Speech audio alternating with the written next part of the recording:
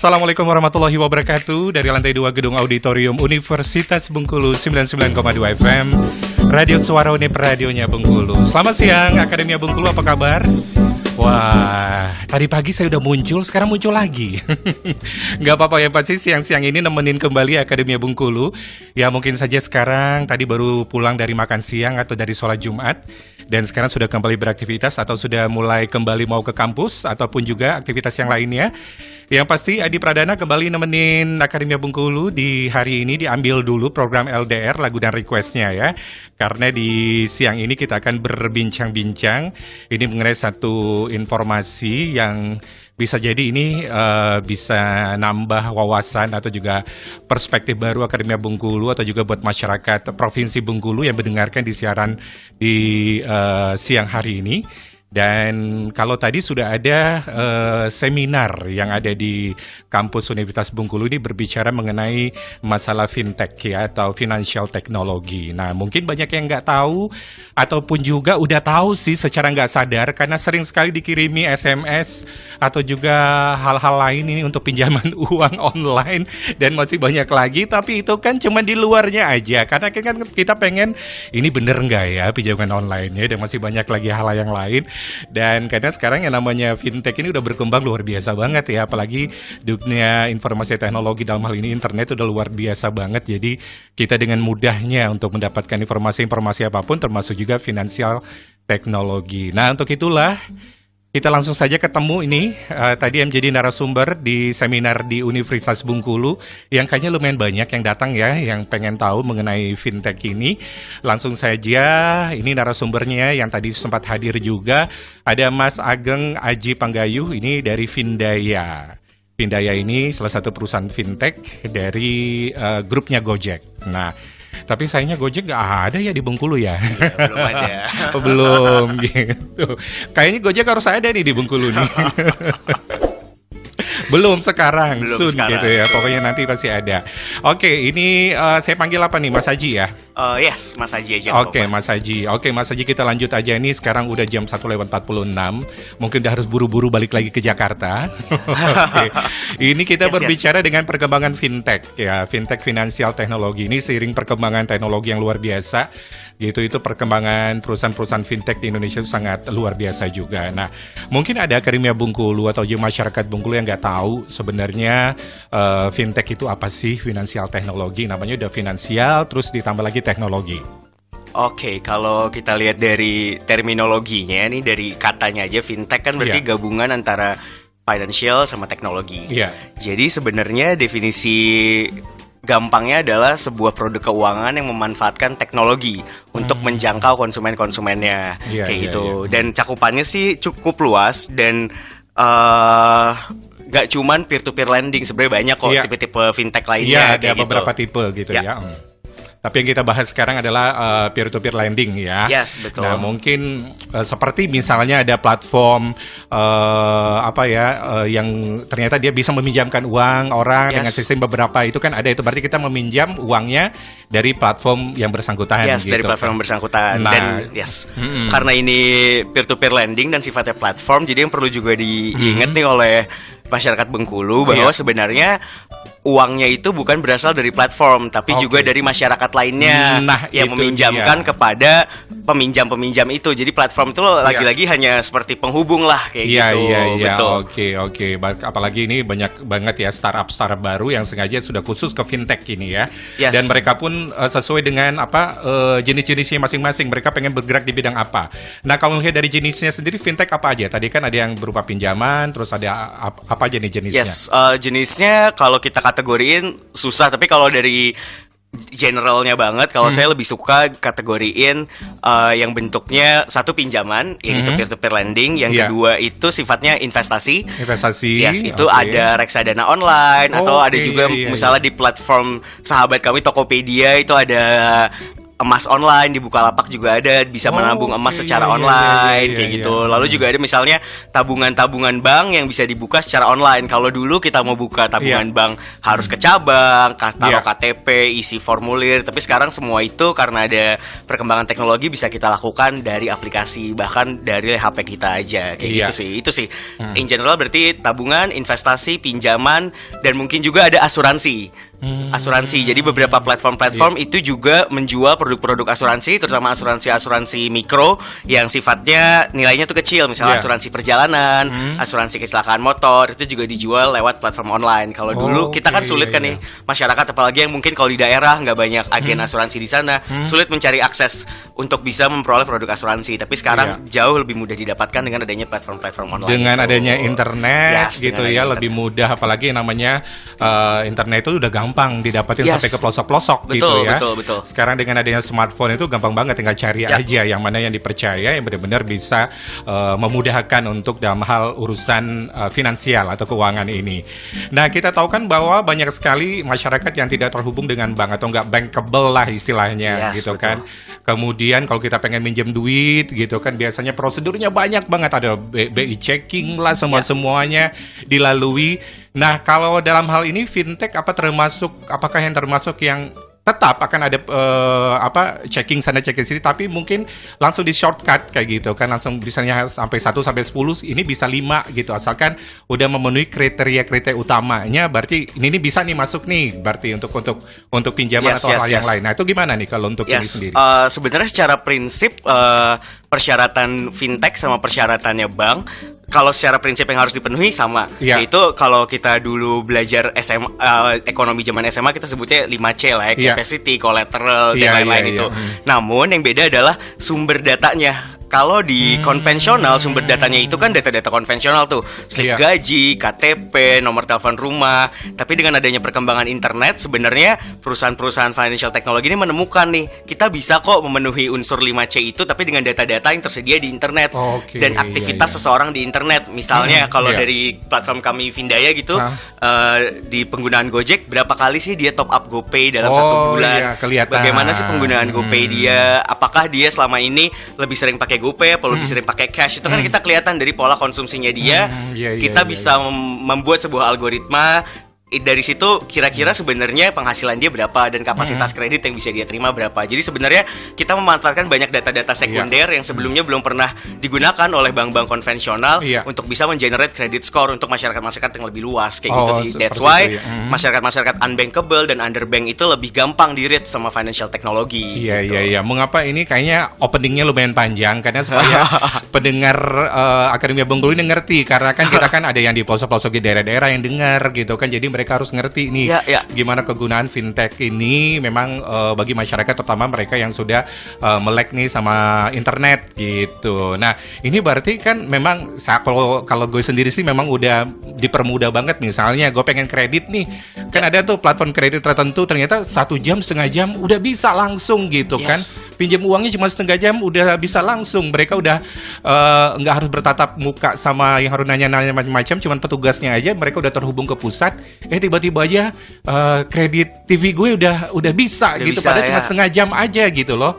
Dan waktunya pun memang nggak bisa lama ya, paling cuma 6 bulan, paling lama setahun. Dan itu memang salah satu untuk meminimalisir resiko barangkali. Nah, nah, kita balik lagi ini sekarang kita ngomongin kalau ini sendiri dari Vindaya ini memang lebih ke peer-to-peer lending ya? Ya betul, sifat lebih bisnis model kami peer-to-peer lending. Nah, ini dia nih Akademia Bengkulu, kita lanjut ke peer-to-peer lending. Nah, apa itu yang dimaksud dengan peer-to-peer lending? Mungkin ini siapa tahu ya, Akademia Bengkulu nih baru panen kebunnya, uangnya banyak banget gitu ya. Jadi uang saya yang menumpuk ini gitu kan, atau tambang gitu kan, pengen diapain nih gitu kan. Atau mereka buka usaha tapi butuh uang. Nah, gitu, gimana cara memperoleh uangnya? Nah, jadi kan ini peer-to-peer lending ini mempertemukan gitu kan antara dua ini, dua orang yang mempunyai kepentingan yang sama ini. Nah, ini gimana nih? Mungkin penjelasan sederhananya mengenai peer-to-peer lending itu apa? Ya, saya menganalogikannya mungkin lebih gampang dengan pinjaman bank. Kalau pinjaman bank zaman dulu, transaksi bank kan nasabah nih yang punya uang taruh uang di bank. Ya. Lalu bank itu yang akan muterin uangnya untuk cari ini uang bisa dijadiin kredit kemana. Iya. Tapi dengan adanya P2P itu semua di shortcut tuh sama dia. Okay. Ya kan, jadinya yang mau punya uang sama yang butuh uang langsung aja diketemuin sama platformnya itu, peer-to-peer lending.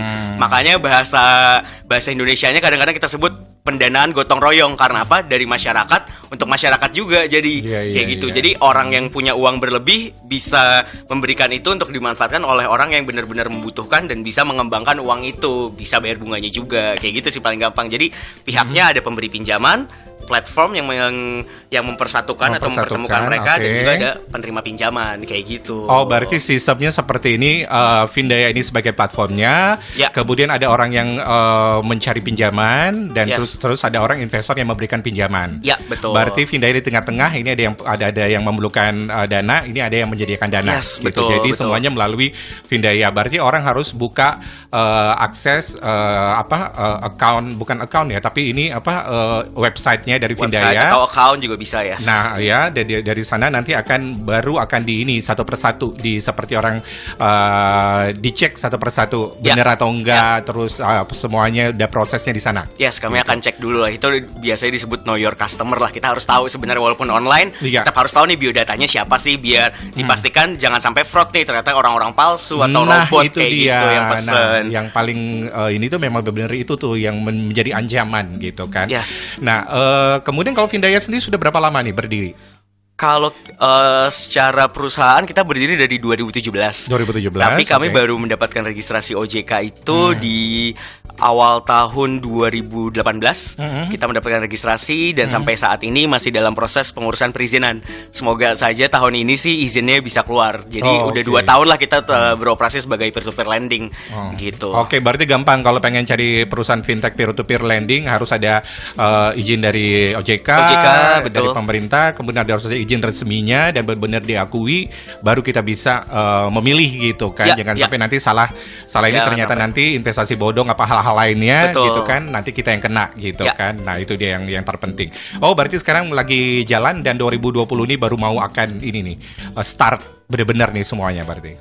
Kita sebenarnya secara perizinan udah mengajukan tahun lalu, tapi prosesnya masih lumayan panjang. Ada beberapa proses yang harus dicek lagi, tapi mudah-mudahan tahun ini sih bisa keluar. Tapi dari sekarang yang namanya orang yang sebagai yang ingin meminjam uang sama orang yang mau menginvestasikan uangnya sudah mulai bisa. Sudah mulai bisa karena kalau dari ketentuan OJK itu memang ada 2 step nih perizinannya. Pertama pendaftaran, baru kemudian keluar izin tetapnya. Kami sudah dalam tahap pendaftaran kami sudah diterima. Jadi kami tinggal menunggu izin tetapnya untuk bisa beroperasi terus-menerus kayak gitu sih. Iya. Oke. Berarti ini adalah salah satu bentuk kemudahan, bentuk inovasi baru dalam hal untuk berinvestasi dan juga untuk meminjam dana gitu ya bagi siapa saja. Betul. Iya, karena ini kan akan terus berkembang kan teknologi, siapa tahu 5 tahun 10 tahun yang akan datang akan lebih dipermudah lagi gitu kan. Semuanya serba online sekarang, nggak ada yang nggak serba online. Nah, berarti Oke, kita balik lagi ke peer-to-peer lending ini. Nah, misalnya bagaimana caranya dari Findaya untuk mendapatkan informasi mengenai orang yang akan meminjam uang ini, supaya paling tidak dia ini benar-benar orang yang benar-benar membutuhkan uang dan dia akan membayar benar-benar dalam jangka waktu tertentu, dan ini akhirnya benar-benar tidak merugikan gitu para investor yang menanamkan modalnya gitu. Gimana tuh biasanya? Kalau kami karena kami punya 2 jenis produk. Satu adalah produk yang memang ditawarkan lewat aplikasi Gojek. Yang kedua adalah produk yang kami tawarkan di luar aplikasi Gojek. Oh, pantesan kalau saya ngeliat itu kalau di YouTube-nya ada para ini Gojek itu pada semuanya pada kumpul-kumpul semua itu. Oh iya betul. Nah itu adalah kegiatan sosialisasi yang kami laksanakan tahun lalu. Saat itu kami karena produk kami di tahun lalu itu banyak sekali yang ke driver Gojek, jadi sosialisasi kami mostly ke driver Gojek. Drivernya aja udah banyak banget ya. Drivernya aja banyak banget, gitu betul. Nah karena yang di ekosistem Gojek, kami kan harus memastikan bahwa yang meminjam uang melalui kami itu adalah orang yang benar-benar valid dan juga punya identitas. Itu untuk pelaksanaan KYC-nya, karena kami adalah satu ekosistem yang melaksanakan adalah partner kami juga dari Gojek, yaitu GoPay, PT Dompet Anak Bangsa. Gitu. Di sini GoPay ada, tapi Gojeknya nggak ada. Iya, di sini GoPay ada. Kalau GoPay itu harus KYC. Nah, KYC-nya itu adalah dengan cara pakai KTP dan juga selfie. Itu untuk memastikan bahwa ini orang beneran, lifeless check lah. Wah, kalau mereka udah ada di GoPay, udah ada itu berarti ini udah step pertamanya. Pertamanya untuk memastikan verifikasinya berhasil. Sudah berhasil. Dari situ baru kita lihat nih performance dia saat memakai aplikasi Gojek. Berapa penggunaan GoPay-nya, berapa kali top up. Kalau memang dia eligible untuk menggunakan Pay Later, di situ akan kebuka Pay Later-nya dan langsung bisa dipakai. Jadi nggak ada tuh proses untuk apply aplikasi mau pinjaman, tapi bisa dipakai kapan aja. Karena tujuannya Pay Later adalah jadi safety net nih. Jadi ketika orang butuh pakai GoPay tapi lagi nggak bisa top up, bisa ada Pay Later gitu sebagai layer keduanya untuk di Provinsi Bengkulu sendiri kan penggunaan GoPay sama Gojek kan nggak ada nih. Gimana cara untuk memverifikasi orang yang mau minjam uang tersebut agar ini nih benar-benar layak nih untuk dikasih pinjam nih? Oleh karena itu makanya kalau untuk yang via aplikasi GoPay, sebenarnya yang dari Bengkulu itu kemungkinan memang kita nggak ada, karena emang nggak mungkin kita melaksanakan KYC tanpa GoPay melaksanakan KYC. Semua KYC kami lakukan melalui GoPay. Nah, tapi untuk produk-produk lain, misalnya kami untuk produk-produk invoice financing, itu kami akan ada RM atau relationship manager yang memang datang untuk memeriksa apakah usahanya benar ada dan bagaimana company-nya. Semua profil itu harus kami tunjukkan kepada investor untuk dia yang ambil decision-nya nih, mau nge-funding loan ini apa enggak, seperti itu sih. Nah, ini baru dari sudut orang yang ingin mencari modal nih melalui Findaya ini. Nah, berarti mereka yang cari modal ini bisa perseorangan atau perusahaan? Kalau yang cari modal atau UKM atau gimana? UKM bisa. Kalau UKM market kami yang terbesar saat ini masih merchant-merchant GoFood, tapi karena di Bengkulu juga nggak ada, jadi yang bisa kami layani adalah perusahaan-perusahaan yang punya invoice nih ke perusahaan-perusahaan besar, misalnya subkontraktor dan lain-lain, itu bisa mengajukan untuk modal kerja dia ke Findaya dengan menjaminkan PO-nya dia atau invoice dia dari perusahaan-perusahaan itu. Kalau UKM masih belum ya, atau nanti akan ada? Kalau UKM belum saat ini, tapi akan ada once Gojek akan masuk ke Bengkulu. Karena Findaya ini akan yang di ekosistem Gojek akan selalu bersama dengan Gojek. Begitu Gojek masuk ke suatu provinsi, itu Findaya juga pasti akan masuk kayak gitu. Iya, karena ini yang membuat semua orang secure ya dengan adanya Findaya ini, karena udah satu sama Gojek. Iya, dan kalau ada Gojek di situ kan juga ada komunitas driver Gojek, ada komunitas merchant GoFood, itu bisa kami kendalikan ekosistemnya. Kami bisa lebih percaya dengan ekosistemnya. Bisa berkembang di daerah itu karena memang mereka seperti membutuhkan satu sama yang lain. Gitu, betul ya. Semoga Gojek bisa lebih cepat lah masuk Bengkulu biar pemainnya tuh lebih banyak, karena saya selalu yakin kompetisi itu pasti lebih akan selalu menguntungkan konsumen sih kalau ada kompetisi. Benar ya. Berarti kalau untuk sekarang memang baru perusahaan-perusahaan tertentu saja kalau untuk di Bengkulu yang bisa untuk meminjamkan modalnya. Dan memang ini memang sesuatu hal yang ini juga ya, termasuk sesuatu hal yang dipermudah karena biasanya kan kalau kita minjam uang di bank itu kan ya ada jaminan yang harus diberikan, masih banyak lagi. Mungkin ini tetap ada, tapi mungkin banyak hal-hal yang mungkin saja akan dipercepat, dipermudah gitu kan. Apabila kita meminjam uang. Nah, itu dari sisi peminjam uang. Itu rata-rata kalau sekarang orang meminjam uang itu bisa berapa? Dari nominalnya dari berapa sampai ke berapa? Nominalnya paling gampang kalau untuk yang Pay Later, karena itu ada di aplikasi Gojek. Untuk pesan Gojek minimum kalau di Jakarta misalnya sebagai benchmark itu 10.000. Jadi minimum pinjamannya adalah start dari 10.000 rupiah. 10.000 sampai ratusan juta. Untuk yang Pay Later maksimal masih 1 juta, tapi untuk yang pinjaman usaha itu bisa ratusan juta. Kalau pinjaman usaha ya. Nah, ini ada dua, ada Pay Later sama pinjaman usaha. Pinjaman usaha itu bisa ratusan juta. Karena Pay Later kita nggak mau mengstructure ini orang sebenarnya perlu uang atau apa, tapi lebih ke convenience orang aja sih, kemudahan untuk menggunakannya sebagai metode pilihan pembayaran. Gitu. Soalnya kalau gue sendiri gue ada Pay Later tuh kemarin. Masih 2 bulan lagi belum bayar. Oh gitu. Iya kan.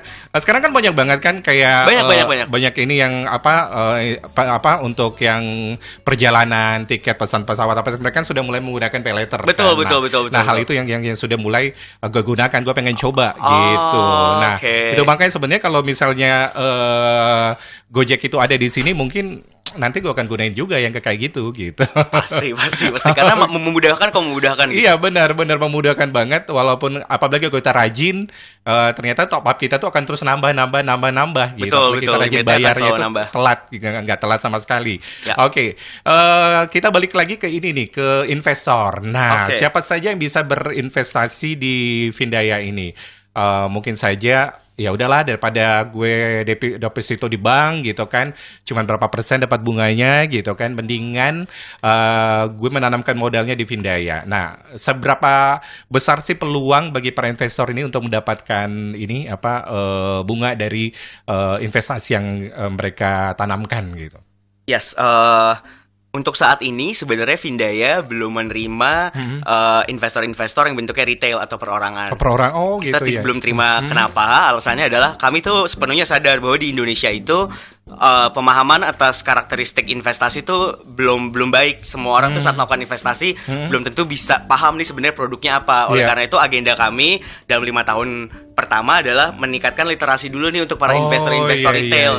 Apabila semua investor retail ini secara karakteristik kemampuan dan juga pengetahuan finansialnya sudah baik, kami cukup yakin untuk bisa menawarkan produk kami ke investor-investor retail. Tapi untuk saat ini kami mencari perusahaan-perusahaan besar yang risk appetite-nya lebih tinggi, yang dia sudah mengerti ini memang produknya berisiko kayak gitu. Yang jarang orang bilang dari peer-to-peer lending kan sebenarnya ini adalah produk yang cukup berisiko, karena kita langsung pinjamkan uangnya ke masyarakat juga dan gak ada jaminan apapun dari platform. Kalau dari bank kan uang kita akan selalu ada di situ. Makanya masyarakat tuh harus sepenuhnya sadar dan juga mulai tahu nih ini sebenarnya tipe pinjamannya apa, kemungkinan dibayarnya seperti apa. Kayak gitu. Makanya untuk saat ini di sektor retail investor kami masih fokus ke literasi keuangan dan lain-lain. Makanya kami memilih untuk juga ke Bengkulu untuk mulai nih mengembangkan, memberitahu bagaimana sih produk-produk keuangan yang ada seperti itu. Oke, berarti ini Findaya termasuk perusahaan yang harus ini dulu mempromosikan atau juga memberdayakan, mengedukasi dulu masyarakat. Dulu gitu ya, kan? betul. Itu yang terpenting, dan itu memang nggak sebentar ya. Yes, nggak sebentar itu. Karena banyak daerah yang harus dikunjungi gitu kan, sampai masyarakatnya mengerti informasi-informasi yang ada baru boleh mungkin untuk menanamkan modal atau investasi. Karena memang ini bisa dibilang resikonya ya cukup tinggi juga. Nah, karena misalnya nanti gagal bayar lah, apalah, karena nanti kan ini akan menjadi kerugian ini orang investornya juga gitu ya. Ya, sebagai contoh yang kayak seperti kasus Jiwasraya misalnya. Nah, semua orang tahu itu asuransi, tapi orang berpikir itu deposito bahwa uangnya akan balik. Sebenarnya asuransi begitu dibayar polis, uang itu kemungkinan besar tidak akan kembali kecuali perjanjian sebaliknya. Nature-nya aja sudah berbeda kan. Itu terbukti bahkan yang orang-orang kota, orang-orang yang dengan kemampuan dan gaji yang tinggi pun gak sepenuhnya ngerti itu produk-produk keuangan yang dia beli. Kayak gitu sih contoh paling nyatanya. Iya, itu makanya literasi keuangan ini penting banget. Nggak hanya kepada masyarakat umum tapi juga kepada mahasiswa dan mereka-mereka yang memang bersentuhan langsung dengan produk-produk keuangan, jasa keuangan yang ada di Indonesia. Karena semakin banyak nih berkembang produk jasa keuangan yang baru, apalagi ini yang melalui internet ini, online ini, yang memang harus dipahami bagaimana aturannya. Nah, ini ya penting banget ini. Jadi Akademia Bengkulu paling tidak ini sudah sedikit ini ya, dan mendapat informasi ini Findaya itu apa, dan sekarang memang lagi berkembang yang namanya peer-to-peer lending di Indonesia. Bahkan banyak perusahaan-perusahaan yang memang sudah mendapatkan modalnya sampai ratusan miliar ya sekarang ini gitu, dan itu adalah satu hal yang mungkin saja ya harus benar-benar dikelola, gimana resikonya bisa diminimalisir. Karena ini resiko peer-to-peer lending ini termasuk besar juga gitu. Jadi kepercayaan aja nggak cukup ya berarti? Nggak cukup. Kepercayaan itu adalah pintu masuk, tapi kan kepercayaan itu harus dibayar dan dilaksanakan kayak gitu, nggak cuma dipercaya gitu. Dari beberapa pihak gitu ya, termasuk orang yang udah memberikan pinjaman sama orang yang mendapatkan pinjaman. Nah, yang mendapatkan pinjaman ini gimana supaya bisa mengembalikan tepat waktu? Nah, itu dia nih yang terkadang jadi masalah. Bisa jadi nanti tiba-tiba bisnisnya macet kah, atau tiba-tiba jadi PHK kah, atau apa gitu ya, usaha tidak sesuai dengan harapan. Waduh, gimana nih? Nah, ini yang harus segera dipikirkan juga ya. Oke, kalau gitu Aji, kita break dulu sebentar. Kita nanti lanjutkan lagi. Jadi buat Akademia Bengkulu yang pengen bertanya mengenai peer-to-peer lending ya, mengenai produk-produk yang ada di dalamnya, termasuk juga finansial teknologi yang ada sekarang ini, langsung saja kalau pengen telepon juga boleh. Nomor handphone, SMS, dan WA-nya itu di 0822 7990 5002. 0822 7990 5002. Kita kembali lagi setelah yang berikut ini.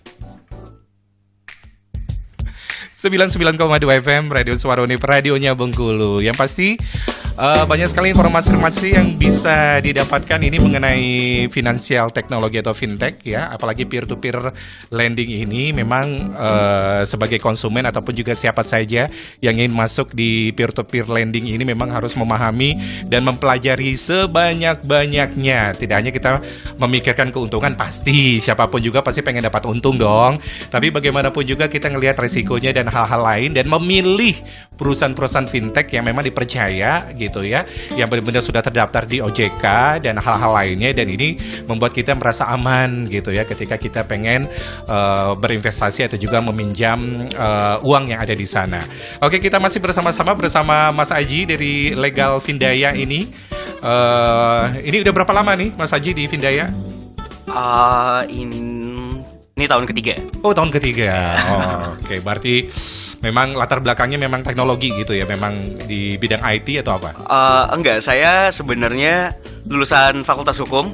Waduh, nah ini dia nih, ternyata memang dari zaman dulu orang sekolahnya apa, kerjanya di apa gitu, itu tuh memang udah biasa ya. Iya, tapi sekarang juga masih berkaitan dengan hukum sih, tapi jauh lebih berat di teknologinya. Oh, di teknologinya. Kalau dulu ya, saya lawyering, jadi pengacara, habis itu 2-3 tahun akhirnya pindah ke perusahaan teknologi. Oke. Gitu. Nah, sebelum kita ngomongin lebih lanjut lagi, nah ini buat anak mahasiswa gitu kan, gimana caranya sih supaya mereka itu bisa lebih lebih meningkatkan kemampuan dia gitu kan, gak hanya cuma kuliah aja, tapi nanti ketika mereka udah tamat kuliah mereka akan mudah gitu mendapatkan pekerjaan. Berarti selagi kuliah itu gak hanya cuma belajar aja ya. Betul. Salahnya membekali diri dengan keterampilan-keterampilan yang lain atau apa gitu loh. Ya, kalau aku sih percaya bahwa yang dipelajari di kampus, di kuliah itu ilmu dasar dan cara berpikir. Ya, tapi untuk bisa masuk ke dunia kerja, kita harus paham industri dan juga konteks nih. Nah, kalian harus tahu nih kalian sukanya bidang apa. Kalau emang suka teknologi, pelajari teknologi dari segi bisnisnya,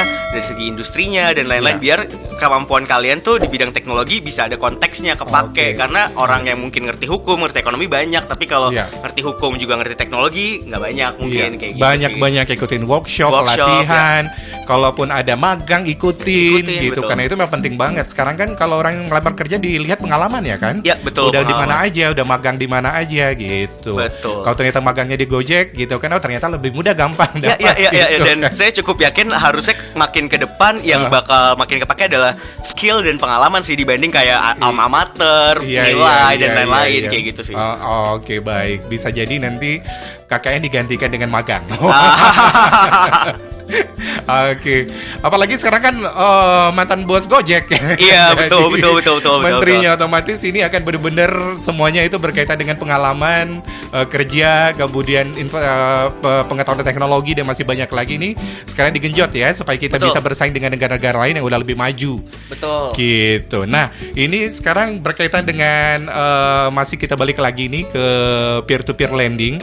Buat Akademia Bengkulu yang ingin bertanya silakan langsung saja, bisa SMS ataupun juga bisa telepon atau juga bisa WA di sini di 082279905002. Oke, ini kita berkaitan lagi dengan untuk kedepannya ini perkembangan dari peer-to-peer lending ini seperti apa? Karena bagaimanapun juga kan masyarakat akan melihat manfaat keuntungan yang bisa dia dapatkan nih untuk produk peer-to-peer lending ini ke depannya. Oke, manfaat peer-to-peer lending berarti ini ya. Yang paling mudah lah, peer-to-peer lending itu gampang diakses oleh masyarakat. Kalau dulu mau ke bank harus ke cabang, tapi dengan adanya peer-to-peer lending dan fintech, kalian cukup punya smartphone nih untuk bisa mempelajari sebuah produk keuangan, lalu menikmati produk keuangan tersebut. Jadi masyarakat-masyarakat yang tadinya belum pernah tersentuh produk keuangan, belum pernah punya rekening, belum pernah punya kartu kredit dan lain-lain, bisa tuh merasakan kemudahannya yang bisa diberikan dari produk-produk keuangan tersebut. Kita ingin menjangkau jauh lebih banyak masyarakat, karena dari ratusan tahun atau puluhan tahun keberadaan keuangan konvensional seperti bank, perusahaan pembiayaan, mereka dari riset yang kami pelajari hanya berhasil meraih sekitar 30% dari market share yang ada di Indonesia. 70% sisanya itu belum pernah merasakan manfaat dari produk keuangan. Disitulah peer-to-peer lending dan juga fintech pada umumnya hadir untuk bisa menjangkau masyarakat melalui smartphone-nya. Karena kami percaya banyak banget masyarakat punya smartphone kan di Indonesia kayak gitu. Iya. Ini sekarang ini kan banyak sekali perusahaan-perusahaan yang bergerak di bidang fintech ataupun juga peer-to-peer lending ini. Nah, gimana caranya orang membedakan ini legal, ini ilegal? Karena kan kita dapat informasi banyak banget dari SMS kah, tiba-tiba aja muncul lah di WA kita, mereka dapat nomor telepon dari mana gitu. Atau hal-hal lain yang terkadang membuat kita agak-agak tergerak nih. Wah, ini kayaknya mudah banget nih, bunganya kok murah banget gitu. Dan masih banyak lagi hal-hal lainnya. Nah, gimana kita bisa membedakan ini legal atau ilegal perusahaannya? Apa kita harus cek dulu di OJK? Berarti kita harus cek satu persatu, kayaknya repot juga ya gitu. Gimana? Betul. Yang sebenarnya harus yang pertama dilihat adalah kalau memang kita dihubungi secara langsung melalui SMS, itu 90% tidak mungkin peer-to-peer lending legal sih. Kecuali kita sudah pernah memberikan data kita sebelumnya ya ke perusahaan tersebut. Kalau kita nggak pernah memberikan tapi tiba-tiba dapat sebuah tawaran dari sebuah perusahaan yang ngaku peer-to-peer lending, itu sudah hampir pasti itu adalah ilegal. Karena kami sebagai peer-to-peer lending tuh tidak boleh menghubungi konsumen atau calon konsumen secara langsung, kecuali atas persetujuan mereka. Misalnya kalau yang beberapa pihak tadi datang ke seminar terus datanya ada yang diminta oleh pihak peer-to-peer lending, itu kami boleh. Tapi kalau tidak pernah diminta, tapi tiba-tiba di SMS, seperti SMS pinjaman kilat yang suka kita peroleh, itu udah hampir pasti ilegal. Yang kedua, cek websitenya. Websitenya itu ada atau enggak, lalu ada tidak nomor customer service yang bisa dihubungi.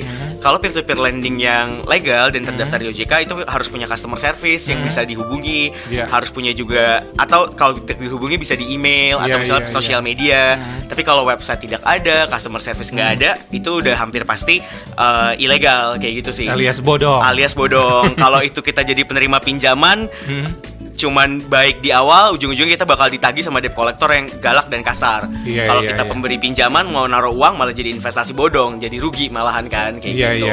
Terkadang kan ada yang tergoda nih, kayaknya bunganya rendah, terus hal-hal yang menarik lainnya, prosesnya cepat, dan ini mungkin bisa jadi pertanyaan, ini ada apa nih di balik itu semua? Karena bisa jadi nanti ketika gagal bayar misalnya, bisa jadi nanti kasih bunga per harian gitu. Ya betul, dan itu kadang yang suka karena saya dari background hukum yang suka lupa juga sih masyarakat. Cuman pinjam bilang oke, tapi begitu disodorin misalnya ketentuan penggunaan atau misalnya perjanjian, itu nggak pernah dibaca. Sebenarnya padahal setannya tuh ada di situ semua tuh, tahu-tahu ada denda, ada apa, begitu nanti penagihan tinggal bilang ini bapak udah setuju nih kayak gini-gini, kayak gitu kan, jadinya merugikan konsumen. Makanya kalau peer-to-peer lending legal itu kita harus pakai digital signature dan juga harus menunjukkan perjanjiannya jelas, semua terbuka bunga dan ketentuannya kayak gitu sih. Mungkin kemarin ada juga teman gue yang terjebak pinjam online gitu kan, berapa juta, karena dia ada keterlambatan bayar, itu semuanya disebarin kemana-mana. Yang namanya nama dia apa-apa juga, waduh kok sampai gitu banget ya gitu kan, sampai aib orang dibuka gitu kan. Nah itu tuh jangan sampai terjadi juga kan, sampai terjadi, hal-hal seperti itu. Tapi itu kan berbeda banget sama peer-to-peer lending, memang benar-benar harus berhati-hati banget ya untuk hal-hal seperti ini, karena memang syaratnya pun juga nggak mudah juga sih untuk kita meminjam uang gitu kan kepada para investor ini. Nah ini berarti ke depannya nanti ini berarti peer-to-peer lending itu kan ada yang produktif dan konsumtif gitu kan. Nah, itu apa sih yang membedakan yang produktif sama konsumtif itu? Dari segi skema produknya sebenarnya mirip-mirip, tapi yang beda adalah tujuan penggunaannya. Kalau konsumtif digunakan untuk membantu masyarakat memperoleh suatu barang dan jasa, sifatnya pembiayaan atau misalnya KTA dan lain-lain untuk membeli barang, membeli tiket pesawat, membeli makanan di GoFood, itu membantu masyarakat tuh untuk memenuhi kebutuhan sehari-harinya. Tapi kalau yang sifatnya produktif, itu ke dunia usaha. Tujuan utamanya adalah untuk mengembangkan usahanya. Tadinya omsetnya misalnya hanya 5 juta, tapi dengan pinjam 20 juta dalam 6 bulan, omsetnya bisa naik 2 kali lipat dan akhirnya bisa bayar bunganya, kayak gitu. Secara risiko memang pinjaman konsumtif itu sedikit lebih berisiko dibanding pinjaman-pinjaman yang sifatnya produktif kayak gitu. Tapi kadang yang produktif juga kalau underwriting dan pemeriksaan kreditnya tidak benar, justru juga banyak kok perusahaan-perusahaan bodong yang minjem uang ratusan juta ternyata nggak pernah dibalikin juga kayak gitu. Nature-nya sih mirip-mirip lah, tapi emang cara ngelihat risikonya agak beda kayak gitulah. Berarti kalau untuk kedepannya banyak juga perusahaan yang peer-to-peer lending ini mereka memberikan pinjaman perseorangan atau juga perusahaan. Betul. Ada dua, betul. termasuk juga orang yang menanamkan modalnya perseorangan maupun perusahaan. Betul. Nah, itu perkembangannya akan seperti itu juga nanti Vindaya ya. Betul. Nah, gitu berarti memang kalau perseorangan itu misalnya kita mempunyai modal gitu kan 100 juta gitu, kita akan pinjamkan. Itu kan banyak orang kan yang memberikan modal, ada yang 10 juta, ada yang 5 juta, 15 juta, dan itu nanti akan langsung dibagi ke siapa yang akan meminjam uang itu ya. Betul. Akan seperti itu ya. Yes, tergantung nilai pinjamannya. Kadang ada yang sifatnya lendernya yang banyak, borrowernya yang satu, atau kadang ada lendernya satu, borrowernya yang banyak kayak gitu. Misalnya kita punya 100 juta, ada 10 orang minjam 10 juta ya, dari satu orang ini ke 10 orang. Sebaliknya bisa juga ada orang minjam 100 juta tapi yang lendernya ini masing-masing 10 juta. Jadi itu lendernya yang lebih banyak atau pemberi pinjaman yang lebih banyak. Berarti keuntungannya nanti dari bunga yang diberikan, termasuk juga kalau dari pihak perusahaannya mendapatkan fee betul. Dari itu berapa persen seperti betul, itu ya. Nah ini memang penting banget ya untuk memikirkan, jangan karena merasa aduh uang saya banyak diinvestasikan. Mendingan dicoba dulu dikit-dikit seperti apa returnnya nanti, baru nanti mungkin kalau dirasakan menguntungkan mengapa enggak gitu. Betul. Nah seperti itu. Jadi ini memang satu bentuk upaya yang memang saling menguntungkan, tapi memang harus benar diperhatikan oleh masyarakat, mempelajari dulu produknya seperti apa supaya jangan salah. Karena bagaimanapun juga ketika ada misalnya orang yang meminjamkan uangnya ternyata gagal bayar apa nih, antisipasinya gimana nih gitu kan. Jadi berarti harus dipikirkan juga gitu. Nah, kalau misalnya kejadian seperti itu, nah sebagai perusahaan gitu kan, misalnya ada perusahaan yang gagal bayar, misalnya dia harus bayar bulan ini tapi ternyata terlambat bulan depan. Nah, berarti kan udah lewat, tidak orang dapat bunganya. Ini gimana nih selaku perusahaan sendiri untuk terus menagih atau apa agar ini tetap berjalan sesuai koridornya, tracknya? Ya, pada prinsipnya kami selalu mau debitur kami itu bisa memenuhi kewajiban untuk membayar utangnya. Kalau memang ada keterlambatan, makanya pendekatan kami adalah kami akan menanyakan sebenarnya penyebabnya apa dan apa yang bisa kami bantu nih. Karena kan di sini kami platform. Jadi ketika memang itu ada pilihannya kan dua, memang itu adalah kelalaian, misalnya lupa. Kalau lupa tinggal diingatkan, lalu misalnya 2 hari lagi, 3 hari lagi bisa bayar. Tapi kalau untuk di case-case di mana debiturnya memang lagi nggak mampu, misalnya lagi ada musibah atau dan lain-lain, yang bisa kami usulkan adalah, oh ya udah Pak atau Bapak atau Ibu, Bapak ajukan aja permohonan restrukturisasi utang. Di situ Bapak kemampuannya seberapa, utangnya sekarang berapa, bisa dibayar dalam berapa lama. Di situ kami akan bantu tuh untuk coba buat proposalnya untuk kami sampaikan kepada investor. Tentunya bukan kami kan yang bisa memutuskan, karena kan itu adalah semuanya uang investor. Kami harus bawa ke investor dan yakinkan bahwa ini uangnya bisa kembali dengan cara seperti ini karena kemampuan debiturnya memang seperti ini kayak gitu sih. Dan untuk pinjaman-pinjaman yang sifatnya korporasi itu udah sering terjadi sih kayak gitu. Karena kan dunia bisnis itu fluktuatif ya, kadang bisa bagus performance, tapi kadang kalau lagi turun memang harus ada tuh dilakukan restrukturisasi utang selama koridor-koridornya masih dipenuhi lah dengan persetujuan lender dan juga laporan-laporan ke OJK-nya masih tetap dilaksanakan seperti itu. Nah itu dia, berarti ini memang banyak hal yang harus diperhatikan nih sebelum mau menanamkan modal. Dan karena bagaimanapun juga kita harus siap menerima risiko apapun yang terjadi gitu ya. Tapi memang risiko itu bisa saja tidak terjadi sih. Kita berharap seperti itu, karena bagaimanapun juga siapa sih yang pengen invest kalau nggak mau dapat untung gitu. Pada dasarnya semua produk investasi pasti ada risikonya sekecil apapun gitu lah. Dan risiko itulah yang memang harus dipelajari. Nah itu dia Akademia Bengkulu, mudah-mudahan saja nih informasi ini bisa memberikan ini pemahaman baru ini mengenai peer-to-peer lending ini, terutama untuk perusahaan-perusahaan fintech yang sekarang memang lagi sedang tumbuh subur di Indonesia. Nah, gimana nih kalau kita pengen mengetahui ini perusahaan fintech ini ternyata palsu, kan banyak dari China ya kalau nggak salah yang bodong-bodong ke kayak gitu tuh. Nah, ini terkadang ada aja orang yang ketipu ke kayak gitu tuh nih. Ini berarti memang harus benar-benar diperhatiin banget apa aja sih? Diperhatiin banget, iya.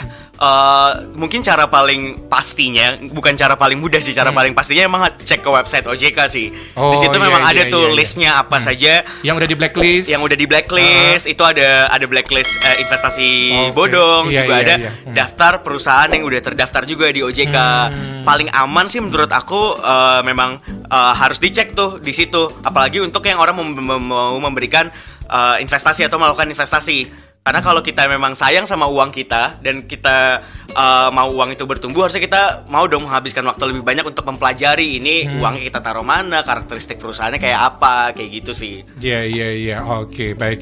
Nah, mungkin banyak juga yang Akademia Bengkulu yang bertanya ini tidak hanya di Kota Bengkulu tapi ke kota-kota lain gitu. Nah, mengapa sih Findaya sampai tertarik datang ke Bengkulu gitu? Apa yang dilihat dari Bengkulu? Kan masih banyak kota-kota lain yang mungkin saja Gojeknya ada gitu, dan ini otomatis kan akan lebih mudah untuk menjelaskan informasi-informasi seperti ini. Nah, mengapa tertarik terutama datang ke Universitas Bengkulu? Kalau dari kami seperti yang gue udah jelasin di depan bahwa tujuan utamanya adalah bukan untuk memarketingkan produk, untuk branding produk, tapi kami mau fokus ke literasi dulu nih kalau ke daerah-daerah. Itu dia tuh harus dipahami ya, Akademia Bengkulu bukannya mau jualan dulu nih.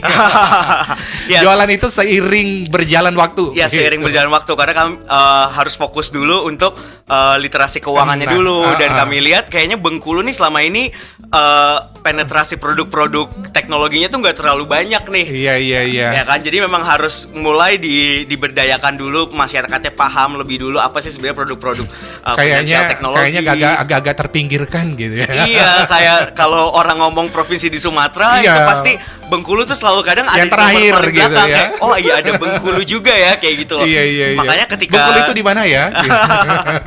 Dan ini jujur saya juga baru pertama kali nih ke Bengkulu kan. Iya. Makanya ini jadi salah satu tujuan yang menarik nih, karena kami tahu pasti masyarakatnya masih perlu banget pengetahuan soal produk-produk keuangan, terutama financial technology gitu. Iya. Kayak kemarin itu menarik juga, ternyata literasi keuangan yang diadakan oleh BI kemarin sempat ada Tokopedia, sempat ada produk-produk link aja dan lain-lain itu sempat datang ke kemari untuk para UKM di sini, dan berarti mereka ngelihat prospeknya ada gitu, dan nggak seharusnya mereka harus di kota-kota besar terus. Betul. Karena mereka melihat ternyata kayak Topet aja, ternyata anak-anak mahasiswa, anak-anak Bengkulu ini ternyata yang termasuk paling banyak untuk beli-beli online kayak gitu kan. Itu kan berarti mereka melihat ada peluang walaupun di sini belum ada kantornya atau apalah gitu kan. Nah, mungkin ini termasuk juga dari Findaya sendiri ya. Kita nggak ngelihat sekarang prospeknya, tapi di masa yang akan datang ya gitu. Karena perkembangan penduduk dan juga perekonomian masyarakat akan terus berkembang gitu ya. Nah, itu dia, literasi keuangan itu penting banget karena ini adalah satu kewajiban moral bagi perusahaan untuk memberikan informasi dulu nih sebelum menjual produk-produknya ke masyarakat gitu ya. Oke, walaupun mungkin sekali aja mungkin nggak cukup ya. Nanti harus akan datang-datang lagi nih gitu. Boleh. Pasti kan pengetahuan kan harus selalu diupdate nih. Ada perubahan apa di Bengkulu, kita juga harus update dong. Makanya mudah-mudahan 1 tahun lagi atau beberapa bulan lagi kita bisa ke Bengkulu lagi sih ngadain acara-acara kayak gini. Iya, oke. Nah, berarti kalau pengen mengetahui informasi lebih lanjut mengenai Findaya ini harus buka websitenya dulu ya? Iya, betul. Websitenya apa nih? www.findaya.com. Itu bisa dilihat produk-produk kami in general. Tapi memang secara produk tidak bisa untuk apply loan di website kami karena kami pakai aplikasi, yaitu via aplikasi Gojek. Di situ tapi bisa dilihat gitu produk kita apa aja, pengetahuan lah. Lagi-lagi karena fokus kami masih literasi kayak gitu. Iya. Pokoknya untuk sementara sambil Gojeknya mudah-mudahan saja insya Allah tahun ini bisa masuk ke Bengkulu. Jadi baru bisa gitu ya. Tapi paling nggak kan sudah tahu. Bisa jadi nanti kan pergi ke daerah lain, mungkin ada saudaranya apa bisa aja kan. Bisa aja ya. Nah, kayak gitu, dan ini bisa juga dilakukan. Tapi mudah-mudahan saja lah perkembangan Kota Bengkulu yang semakin lama semakin bagus perekonomiannya, banyak investasi atau investor yang bakal datang kemari gitu, termasuk startup yang ada gitu ya, seperti Gojek misalnya gitu ya, supaya bisa berpromosi dan meluaskan ekspansinya sampai ke sini gitu. Oke, ini berarti tadi udah nih untuk websitenya, silakan saja lihat di sana. Tapi memang kalau Findaya memang fokus ke peer-to-peer lending aja ya, atau ada produk-produk lainnya nanti? Untuk Findaya hanya fokus ke peer-to-peer lending sih untuk saat ini. Untuk saat ini ya? Yes, betul. Karena apakah ini yang paling menguntungkan untuk saat ini, atau melihat prospeknya ke depan akan menjadi lebih bagus atau gimana? Sebenarnya ide itu selalu ada, tapi karena yang namanya regulasi selalu tertinggal dengan inovasi. Untuk saat ini yang secara ketentuan hukum sudah diakui OJK dan menurut kami cukup aman untuk dilaksanakan, ditawarkan ke masyarakat, itu baru peer-to-peer lending. Karena OJK sendiri yang sudah cukup mature nih industrinya, diaturnya, dan kami juga bisa dapat gambaran jelas gimana kami harus berusaha, itu baru peer-to-peer lending. Tapi ke depan misalnya kalau pemerintah bisa memfasilitasi lebih banyak bisnis model lainnya, bisa jadi kita bisa mengembangkan produk-produk finansial teknologi lainnya untuk masyarakat. Oke. Ini buat Akademia Bengkulu yang baru bergabung di talk show kita bersama Vindaya, mungkin ini bisa kembali dijelaskan lagi sebelum nanti kita closing ini, apa itu peer-to-peer lending kepada pendengar mungkin saja ada yang baru bergabung ini.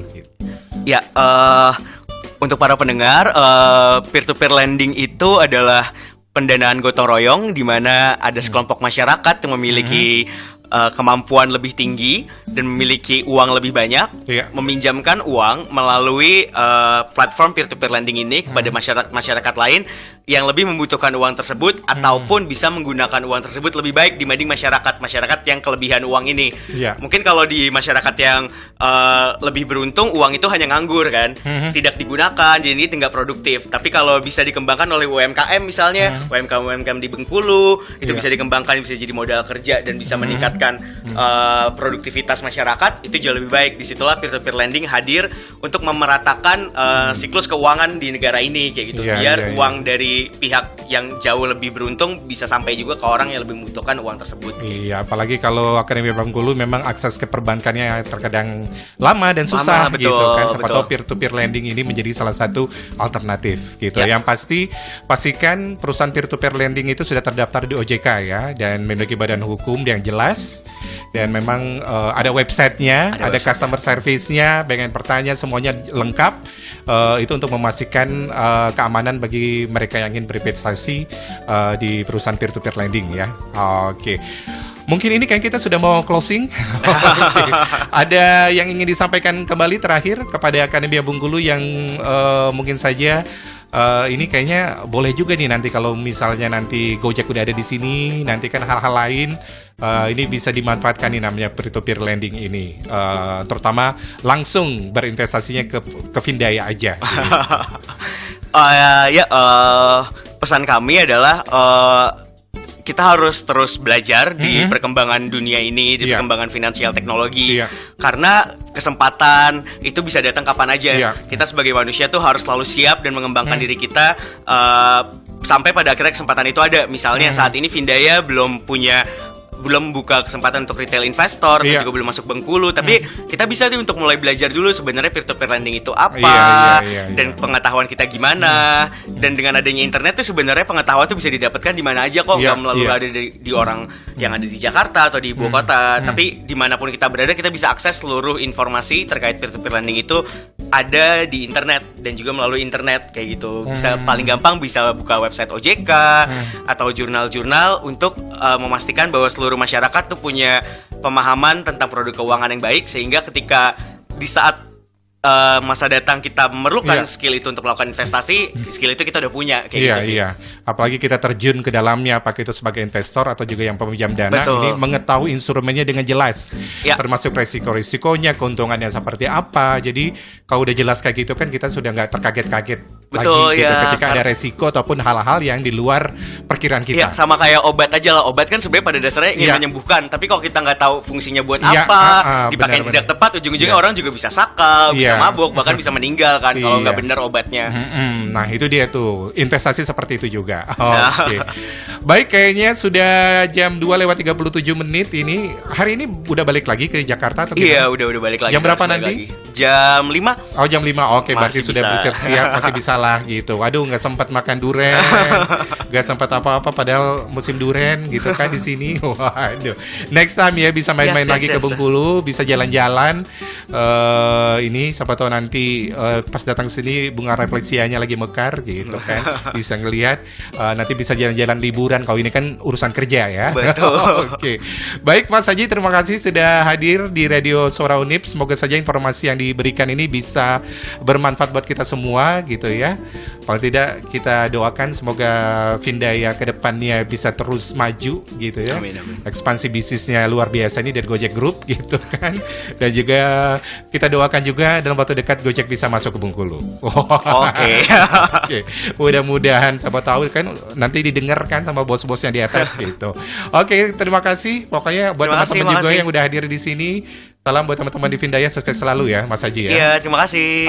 Oke, baik Akademia Bengkulu, dengan demikian kita cukupkan sampai di sini perbincangan kita, talk show santai kita mengenai dunia fintech, finansial teknologi, terutama mengenai peer-to-peer lending. Nah, ini informasi nggak hanya untuk mahasiswa ekonomi aja, tapi semuanya gitu ya, bisa didapatkan mau mahasiswa, masyarakat umum, ibu rumah tangga, semuanya gitu, masyarakat bisa mengetahui informasi ini. Siapa tahu nanti akan langsung bersinggungan dengan namanya fintech ini, sehingga kalau udah tahu informasi teknologinya seperti apa, produknya apa, lebih mudah untuk menjalankannya atau memulainya. Oke, saya Di Pradana pamit dulu. Kita jumpa lagi di lain kesempatan. Assalamualaikum warahmatullahi wabarakatuh.